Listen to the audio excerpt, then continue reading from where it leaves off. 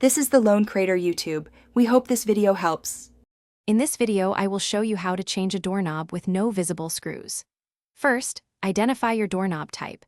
Many privacy and passage knobs feature hidden fasteners. Look closely for a tiny slot or hole, often found on the neck of the knob or the decorative rose plate.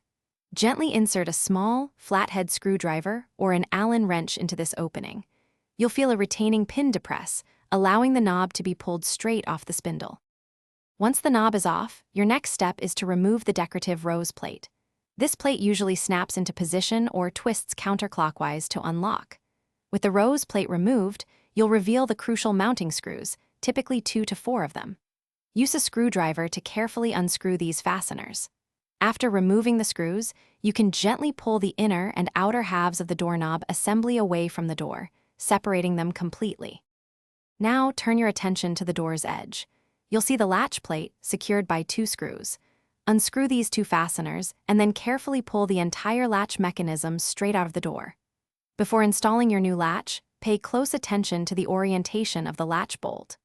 Also, confirm the backset measurement of your new latch matches the old one, which is commonly 2 3/8 inches or 2 3/4 inches. To install your new doorknob, first insert the new latch mechanism into the door's edge, making sure the bevel of the latch bolt faces the door frame. Secure it with its 2 screws. Next, slide the new outer doorknob assembly through the door, aligning it with the latch. Attach the inner doorknob assembly, securing it with the 2 to 4 mounting screws.